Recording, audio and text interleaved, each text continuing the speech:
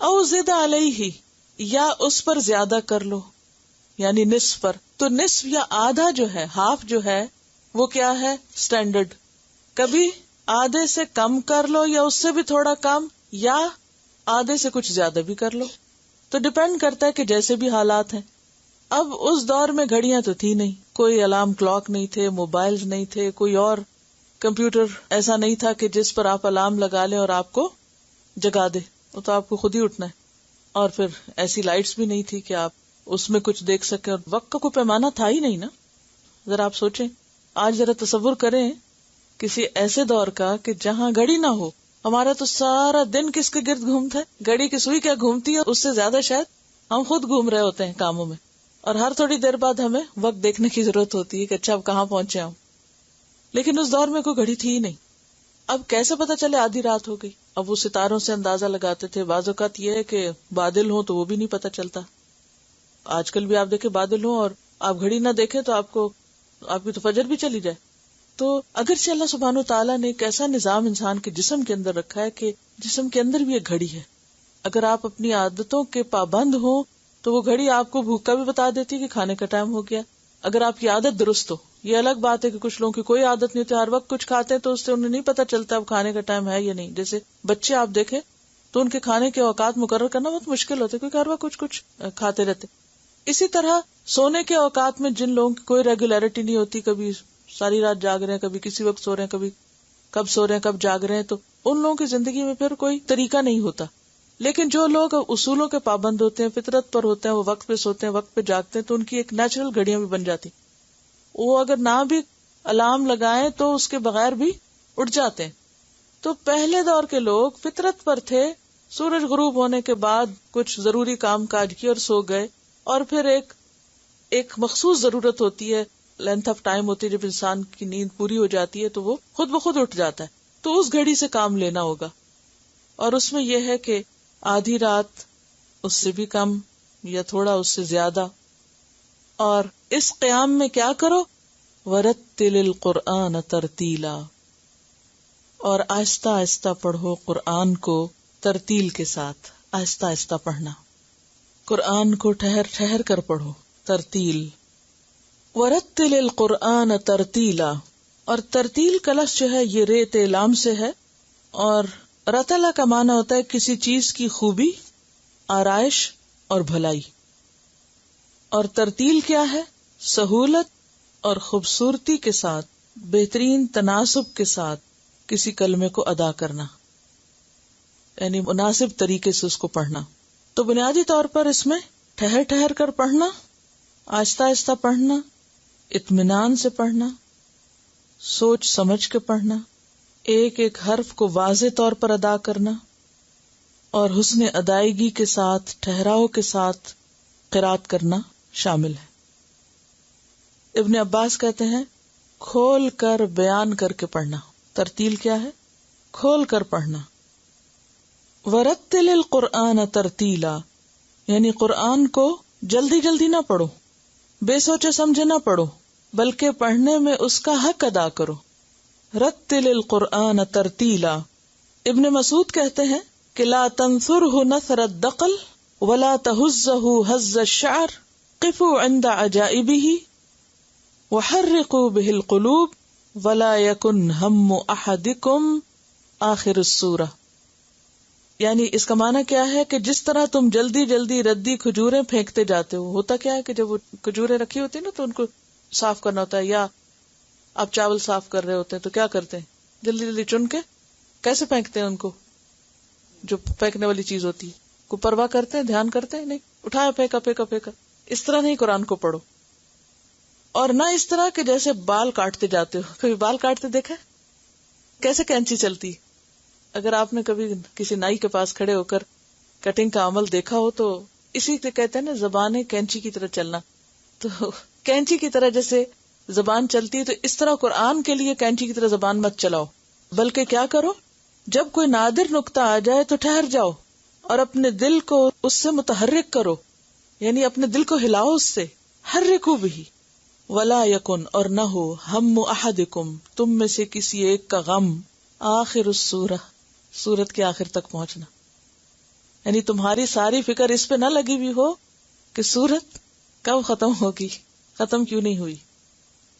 یہ ترتیل کے خلاف ہے، کیونکہ جب انسان بار بار آخری حصہ دیکھتا رہتا ہے نا تو پھر کیا ہوتا ہے، ہم سپارہ پڑھتے ہیں نا عام طور پہ، ہم سورتوں کا حساب تو نہیں کرتے نا، ہم لوگ عام طور پہ سپاروں کا کرتے ہیں.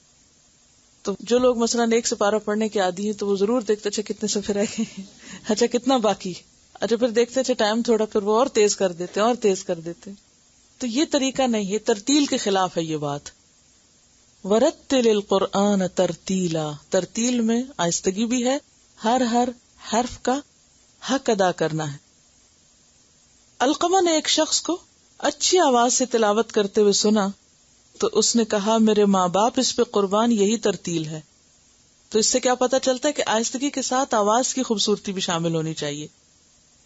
حسن بصری نے ایک شخص کو دیکھا، یہ اصل میں مختلف لوگوں کو اس لیے کوٹ کر رہی ہوں کہ آپ ان کے ذہن سے سوچیں کہ وہ ترتیل کا کیا معنی لیتے ہیں. پہلے تو لغت میں آپ نے دیکھا نا، لیکن عملی طور پر لوگوں نے ترتیل کو کس طرح سمجھا ہے، کیونکہ یہ حکم ہے نا، رتل، ایسا ہی پڑھو. حسن بصری نے ایک شخص کو دیکھا کہ وہ ایک آیت پڑھ رہا ہے اور رو رہا ہے، یعنی پڑھتے ہوئے رو رہا ہے. کہا یہی ترتیل ہے، یہ دیکھو اس کو ترتیل کہتے ہیں. تو کتنی چیزیں شامل ہو گئی، آہستگی، اطمینان، ٹھہراؤ، سمجھ، خوش آوازی، کھول کے پڑھنا، اور حسن صوت اور سوز، اور اس پہ رونا بھی. رونا جب ہی آئے گا نا جب کچھ سمجھیں گے، تو جب سمجھیں گے نہیں تو رونا کہاں سے آئے گا، جلدی جلدی پڑھنے میں تو رونا نہیں آتا. بہقی کی ایک روایت میں ہے آپ نے فرمایا اے قرآن والو، قرآن کو سرہانہ نہ بناؤ. سرہانہ کیا ہوتا ہے؟ پلو، تکیہ، یعنی ٹیک لگانے کی چیز اور آرام کرنے کی، اور یعنی اس کی بے قدری نہ کرو، اور اوقات شب و روز میں اس کی تلاوت کرو، جیسا حق ہے ویسی تلاوت کرو. جیسے قرآن مجید میں بھی آتا ہے نا، الذین آتیناہم الکتاب یتلونہ حق تلاوتہ اولئک یؤمنون بہ. اور قرآن کو پھیلاؤ، خوش آوازی سے پڑھو، غور کرو تاکہ تم کو فلاح حاصل ہو. اس کی قرأت جلدی جلدی نہ کرو، اور اس کی تلاوت ثواب ہے، کیونکہ قرآن کے ہر حرف پر الگ اجر ہے. اور اگر ہم نے کوئی حرف پڑھا ہی نہیں اور اس کو کھا گئے اور اس کو اس طرح پڑھا کہ وہ پتہ ہی نہیں چلا کہ کیا پڑھا، تو اس کا اجر کہاں سے آئے گا. پھر اسی طرح حضرت انس رضی اللہ تعالی عنہ سے آپ کی قرأت کا طریقہ پوچھا گیا کہ نبی صلی اللہ علیہ وسلم کیسے پڑھتے تھے، تو انہوں نے کہا کہ آپ الفاظ کو کھینچ کھینچ کے پڑھتے تھے. مثلا انہوں نے بسم اللہ الرحمن الرحیم پڑھ کر بتایا کہ آپ اللہ، رحمان اور رحیم کو مد کے ساتھ پڑھتے تھے. یہ بخاری کی روایت ہے. ام سلمہ رضی اللہ تعالی عنہا سے یہی سوال کیا گیا تو انہوں نے بتایا کہ حضور ایک ایک آیت الگ الگ پڑھتے اور ہر آیت پہ ٹھہر جاتے.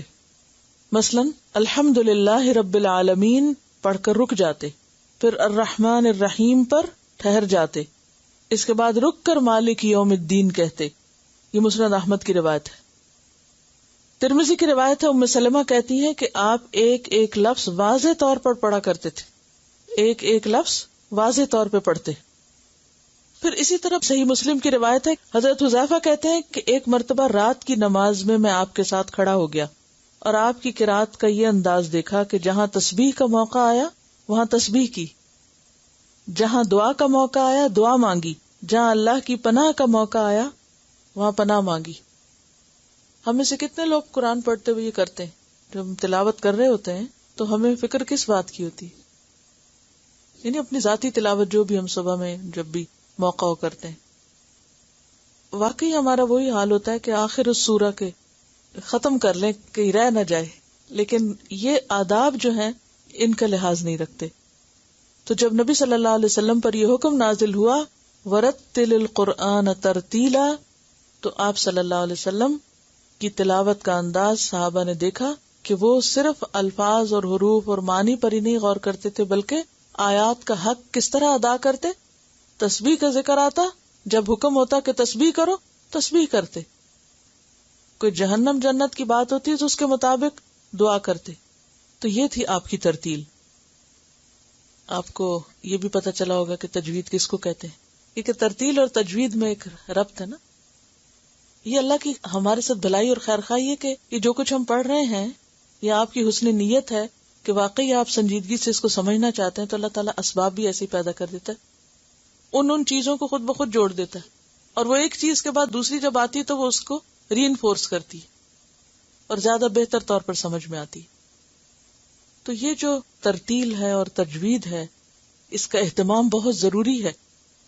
قرآن قیامت تک کے لیے ایک معجزہ ہے، معجزہ خالدہ اس کو کہتے ہیں. زندہ کتاب ہے اور ہر روز کچھ نہ کچھ رہنمائی اس دن کے مسائل کے اعتبار سے ہوتی ہے.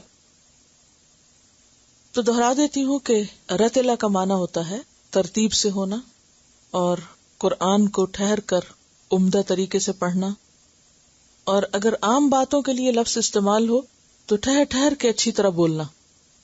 اور خاص طور پر معلم کے لیے بہت ضروری ہے کہ جب وہ پڑھائے یا کچھ سکھائے تو بولنے کی رفتار کو لوگوں کی سمجھنے کی رفتار سے قریب رکھے، بہت تیز نہ بولے.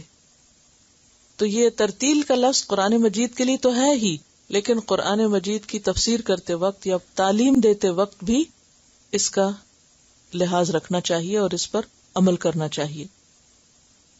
اور رتل کہتے ہیں عمدہ گفتگو کو، اور عمدہ گفتگو کون سی ہوتی ہے؟ جو دوسرے کی سمجھ میں آئے. نبی صلی اللہ علیہ وسلم کا طریقہ کیا تھا؟ صحابہ کرام کیا کہتے ہیں کہ ہم آپ کے منہ سے نکلنے والے الفاظ گن سکتے تھے، یعنی وہ الگ الگ ہوتے اور ہم ان کو گن سکتے تھے. اور یہی وجہ ہے کہ آپ صلی اللہ علیہ وسلم کی باتیں بھی محفوظ کر لی گئی، ورنہ احادیث کو جمع کرنا، روایت کرنا کتنا مشکل ہوتا. تو کلام رتل کہتے ہیں عربی میں خوبصورت کلام کو، آراستہ، خوبی والا. اور اس خوبی کے لیے پھر پڑھتے وقت آواز کا زیر و بم جو ہے اس کا بھی لحاظ رکھنا چاہیے. جہاں لمبا کرنا ہو وہاں لمبا کیا جائے، جہاں شد ہو اس کو اسی طور پہ پڑھا جائے، جہاں اخفاء اظہار ہو تو ان چیزوں کو بھی ملحوظ خاطر رکھا جائے. اور تجوید کا لفظ جو ہے وہ تھوڑا سا اس سے مختلف ہے. جیم واو دال اس کا مادہ ہے، اور جودہ کا معنی ہوتا ہے حروف کو ستھرا کرنا، کھرا کرنا، عمدہ کرنا، سنوارنا. اور مراد اس سے کیا ہے؟ تجوید سے قرآن مجید کی تلاوت اس طرح کرنا کہ الفاظ اور کلمات گھٹاؤ، بڑھاؤ، تبدیلی اور اعراب کی غلطی سے پاک ہو. یعنی تجوید میں لازم چیز ہے کہ اعراب کی غلطی نہ ہو، زبر کو زیر کو پیش نہیں پڑا جائے.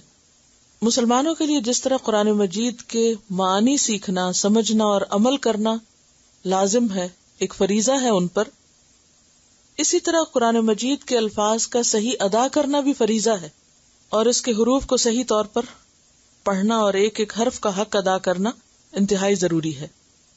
جہاں نبی صلی اللہ علیہ وسلم کو حکم دیا گیا رتل القرآن ترتیلا، وہاں اللہ تعالیٰ نے اس کی نسبت اپنی طرف بھی کی ہے. سورۃ الفرقان آیت 32 میں آتا ہے وَرَتَّلْنَاهُ تَرْتِيلًا، کہ خود اللہ سبحانہ وتعالیٰ نے اس کو اسی طرح پڑھا ہے، ہم نے اسے ٹھہر ٹھہر کر ہی پڑھ کر سنایا ہے. ایک اور جگہ پر سورۃ بنی اسرائیل میں آتا ہے وَقُرْآنًا فَرَقْنَاهُ لِتَقْرَأَهُ عَلَى النَّاسِ عَلَى مُكْثٍ، کہ ہم نے قرآن کو تھوڑا تھوڑا کر کے اس لیے اتارا ہے تاکہ آپ اسے مہلت کے ساتھ لوگوں کو سنائیں، اور ہم نے خود بھی اس کو آہستہ آہستہ اتارا ہے، تدریج کے ساتھ اتارا ہے. اور ترتیل کیا ہے؟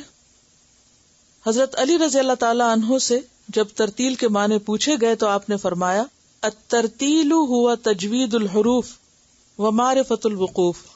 حضرت علی نے کیا ڈیفینیشن کی ہے ترتیل کی؟ تجوید الحروف، معرفت الوقوف.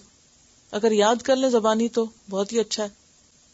تجوید الحروف یعنی حروف کو نکھار کے صاف ستھرا کر کے پڑھنا، کھرا کر کے پڑھنا. ومعرفت الوقوف، اور یہ جاننا کہ رکنا کہاں ہے، کہاں رکنا ہے، کہاں نہیں رکنا. یہ کیوں اتنا ضروری ہے کہ پتا ہو کہ کہاں رکنا اور کہاں نہیں؟ جب یہ کہا نا ٹھہر ٹھہر کے، تو یہ نہیں کہ ہر بات پہ ٹھہر جاؤ اور ہر موقع پہ موقع ٹھہرتے جاؤ. یعنی جہاں ٹھہرنا چاہیے، جہاں بات مکمل ہو وہیں ٹھہرو. یہ ایک فن بھی ہے. فن سے مراد انجوائمنٹ نہیں، یہ مراد اس سے اردو والا فن، یعنی ایک سکل ہے اور ایک مہارت کی چیز ہے جس کے لیے انسان کو باقاعدہ کوشش اور محنت کرنی پڑتی. کوئی بھی ماں کے پیٹ سے یہ فن لے کے نہیں آتا. یعنی کسی کو بھی کوئی یہ نہیں کہہ سکتا گاڈ گفٹڈ ہے اور خود ہی آ گیا. سب کو اس پہ محنت کرنی پڑتی، اور سب کے لیے لازم ہے کہ وہ اس کے لیے کوشش کرے اور اس میں مہارت حاصل کرے. یعنی یہ ایک اسکل ہے، مہارت ہے، اور کسی بھی اسکل کو حاصل کرنے کے لیے کیا کرنا پڑتا ہے؟ پریکٹس، کوشش، محنت، اور بار بار.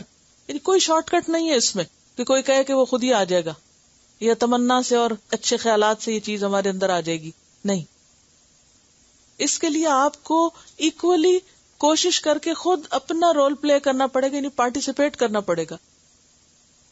تو جو لوگ قرآن پڑھتے وقت یعنی تجوید کے وقت منہ نہیں کھولتے، یا یہ کہ ان حروف کو ادا کرنے کی ایفرٹ نہیں لگاتے، وہ نہیں سیکھ سکتے. یعنی بعض لوگ شاید تھکے ہوئے ہوتے ہیں یہ کیا، یا وہ اس کو ضروری نہیں سمجھتے، تو صرف سننا کافی نہیں ہے. جب تک آپ ادا نہیں کریں گے اور پوری قوت سے نہیں کریں گے تو آپ اس کا حق ادا نہیں کر سکتے. یہ بے حد ضروری. ہمارے عام طور پر جب ہم چونکہ غلط پڑھنے کی عادت ہو چکی ہوتی ہے، لہٰذا پڑھتے ہوئے بھی شرم آتی، ڈر لگتا ہے. تو بجائے اس کے کہ ہم لوگوں سے ڈریں، اللہ کا ڈر ہو. اور اللہ تعالیٰ سب سے زیادہ اس آواز پہ کان لگاتا ہے کہ جو نبی کی خوبصورت انداز میں قرآن کی پڑھی ہوئی آواز ہے، یعنی جس آواز میں قرآن پڑھا جاتا ہے. اور یہ اللہ کا کلام ہے، اور جو شخص اس کو خوبصورتی سے پڑھتا ہے اللہ تعالیٰ کے قرب کا اس کے لیے ایک ذریعہ بنتا ہے. حدیث میں آتا ہے الماہر بالقرآن مع السفرۃ الکرام البررہ، قرآن کا ماہر مہارت رکھنے والے ملائک اور انبیاء کے ساتھ ہوگا. نبی صلی اللہ علیہ وسلم نے فرمایا زینوا القرآن باصواتکم، قرآن کو اپنی آوازوں سے زینت دو. ایک اور جگہ پر فرمایا من لم یتغن بالقرآن فلیس منا، جس نے قرآن خوش آوازی کے ساتھ نہ پڑھا وہ ہم میں سے نہیں. اب دیکھیں نا کہ آپ جس سے بلانگ کرتے ہیں، جس سے محبت کرتے ہیں، پھر اس کے طریقے بھی شوق سے اختیار کرتے ہیں. جس انسان کو جس کے ساتھ محبت ہو یا جس سے انٹرسٹ ہو، وہ خود بخود اس کی چیزوں اور اس کے طریقوں اور اس کے اسٹائل اور اس کے ہر چیز کو شوق سے اپنائے گا، اختیار کرے گا. اور وہ حدیث بھی کہ اللہ تعالیٰ کسی آواز پہ اس طرح کان نہیں لگاتے جتنا کہ نبی کی آواز پر، جب وہ بآواز بلند خوش الہانی کے ساتھ قرآن پڑھتے ہیں. حضرت عبداللہ بن عمر سے روایت ہے، نبی صلی اللہ علیہ وسلم نے فرمایا قیامت کے دن صاحب قرآن سے کہا جائے گا قرآن پڑھتا جا، اقرأ ورتقی، اور چڑھتا جا، ترقی کرتا جا، یعنی جنت کے درجوں پر اوپر سے اوپر جا. ورتل، اور آہستہ آہستہ پڑھنا، کما ترتل فی الدنیا، جیسے دنیا میں آہستہ آہستہ پڑھتے تھے. فإن منزلک عند آخر آیت تقرؤها، تو تمہاری منزل وہ آخری آیت ہوگی جہاں تک تم پڑھو گے. اب اگر کوئی شخص تیز تیز پڑھتا ہے تو وہاں بھی جلدی جلدی پڑھ کے تو جلدی اس کی منزل آ جائے گی، اور جو آہستہ آہستہ پڑھتا ہے اس کے درجوں کی بلندی بھی اتنی زیادہ ہوگی. یہاں حفظ کی بات نہیں لکھی ہوئی، یہاں لکھا ہوا ہے صاحب قرآن سے کہا جائے گا اقرأ، پڑھو. اور اقرأ جو ہے دونوں طرح سے پڑھا جا سکتا ہے، زبانی بھی اور دیکھ کے بھی. اصل چیز جو ہے وہ ماہر ہونا ہے اس کا، اور obviously حفظ جو ہے وہ نمبر 1 ہی آ جاتا ہے مہارت کے لیے. لیکن اگر وہ موقع چلا بھی گیا ہے تو بھی امید کی جا سکتی ہے اس کو صحیح انداز میں پڑھ کر. حدیث میں حفظ کا لفظ نہیں آتا، بس صاحب قرآن کا آتا ہے، یعنی جس کا بھی قرآن کے ساتھ تعلق ہے. اصل میں اسی وجہ سے ہمارے ہاں ساری کوشش اور ایفرٹ جو ہے نا قرآن کی مہارت حاصل کرنے کی، وہ صرف حفظ کے ساتھ مخصوص کر دی گئی ہے. اسی لیے ماں باپ بچوں کو اگر قرآن سکھانے کا سوچتے بھی ہیں تو صرف حفظ کا سوچتے ہیں. ترجمے سے پڑھنا، پڑھانا، سمجھانا، سمجھنا، اس پہ غور و فکر وہ نہیں، دھیان میں بھی نہیں آتا. جبکہ صحابہ کرام تو ایک ایک آیت کے اوپر، حالانکہ وہ ان کی زبان میں اتر رہی تھی، پھر بھی غور و فکر کیا کرتے تھے. تو اصل میں یہ ہے کہ ہر زبان کا ایک لب و لہجہ ہوتا ہے اور ہر قوم کا اپنا ایک بولنے کا انداز ہوتا ہے. تو قرآن جس لہجے میں اترا ہے، جس زبان میں اترا ہے، اسی زبان اور لہجے میں پڑھنا ضروری ہے. ٹھیک ہے ہر انسان کا پھر وہ لہجہ پلٹنا مشکل ہوتا ہے، لیکن اگر بچپن میں کوشش کی جائے تو عربی لہجہ اختیار کرنا بھی مشکل نہیں. مگر انسان بڑے ہو کے بھی جتنی کوشش کرے کر سکتا ہے. پھر اصل چیز کوشش ہے، کوشش کے باوجود کوئی نہ کر سکے تو بھی دگنا اجر ہے. اصل میں بات یہ ہے کہ جب ہم حروف کو صحیح طور پہ ادا نہیں کرتے تو معنی بدل جاتے ہیں. یعنی اگر آپ سین اور صاد کو درست نہیں ادا کرتے یا ضاد اور زا کو نہیں، اب مثلا ضربہ کا معنی ہوتا ہے مارنا، اور ضربہ زا کے ساتھ پڑھے تو معنی ہوتا ہے مویشیوں کو باڑے میں بند کرنا. بالکل ہی معنی الٹ جاتا ہے. تو ابن الجزری کہتے ہیں کہ تجوید کے ساتھ تلاوت ضروری اور لازم ہے. جو شخص تجوید سے قرآن نہ پڑھے وہ گناہگار ہوگا. یہ عربی میں ان کا شعر ہے، والأخذ بالتجوید حتم لازم من لم یجود القرآن آثم لأنه به الإلہ انزلا، کیونکہ اسی کے ساتھ اللہ نے اس کو اتارا تھا. وہکذا منہ الینا وصلا، اور اسی طرح ہم تک پہنچا ہے، تو آگے بھی اسی طرح ہمیں پہنچانے کی ضرورت ہے. اور خاص طور پر اگر ہمارا انداز بہت عربی نہ بھی ہو سکے تو جو قرآن کا حق ہے اور جو اس کی ضروری اور اہم چیزیں ہیں ان کی پابندی ضروری ہے، یعنی جو فرض کے درجے میں آتی ہیں چیزیں. ایک حدیث میں آتا ہے کہ اللہ تعالیٰ محبت کرتے ہیں اس بات سے کہ قرآن کو اس طرح پڑھا جائے جس طرح یہ نازل کیا گیا. تو یہ کیسے پتا چلے گا کہ ہم اس طرح پڑھ رہے ہیں؟ حضرت عائشہ کہتی ہیں نبی صلی اللہ علیہ وسلم قرآن کو آہستہ آہستہ اور الفاظ کو علیحدہ علیحدہ کر کے تلاوت کرتے تھے. اور پھر حضرت انس کی بات حضرت ام سلمہ کی آپ نے سنی. آپ نے وارن بھی کیا کہ قرآن کو عربوں کے لب و لہجے کے مطابق پڑھو، اہل فسق اور کبائر کے لہجے کی طرح نہ پڑھو، یعنی فاسقوں کے لہجے کی طرح نہ پڑھو. اور ایک اور چیز یہ ہے کہ جہاں اس کے پڑھنے میں آواز خوبصورت ہونی چاہیے، اہتمام سارے ہونے چاہیے، وہاں اپنے آپ پر بھی تھوڑی سی توجہ دینی چاہیے کہ پڑھتے وقت ایسی حرکتیں ہم نہ کریں کہ جس سے قرآن کے ادب میں خلل آئے. مثلا بہت زیادہ ماتھے پہ بل لے آنا یا پلکیں جھپکنا یا بہت گلا پھاڑ کے پڑھنا یا اس طرح کی جو شکلیں بنانا کہ جس سے انسان ان نیچرل سین ایک دکھائے، تو یہ بھی پسندیدہ نہیں. یعنی پڑھتے وقت خود بھی نیچرل رہیں، ریلیکس ہو کر پڑھیں، منہ کو ٹیڑھا کر کے اور بہت گرجدار آواز میں یا ان نیچرل نہیں ہو، یعنی بی نیچرل. بہت زیادہ خوبصورتی کس سے آتی ہے؟ جب آپ نیچرل رہتے ہیں، جو آپ ہیں وہی ہوتے ہیں. جب ہم اوپر ایک پریٹینڈ کرنے لگتے ہیں نا اور ایک خول چڑھا کے بولنے لگتے ہیں تو اس سے وہ خوبصورتی ختم ہو جاتی ہے، کیونکہ اللہ تعالیٰ نے ہمیں اس چیز کا تو مکلف نہیں کیا جو ہمارے بس میں ہی نہیں. اگر ہماری آواز یا ہمارا لہجہ بالکل ویسا نہیں تو اب ہم اس کو آرٹیفیشل نہ کر لیں، کوشش کر کے نیچرل رہنے دیں. وَرَتِّلِ الْقُرْآنَ تَرْتِيلًا، اور قرآن کو ترتیل کے ساتھ پڑھو.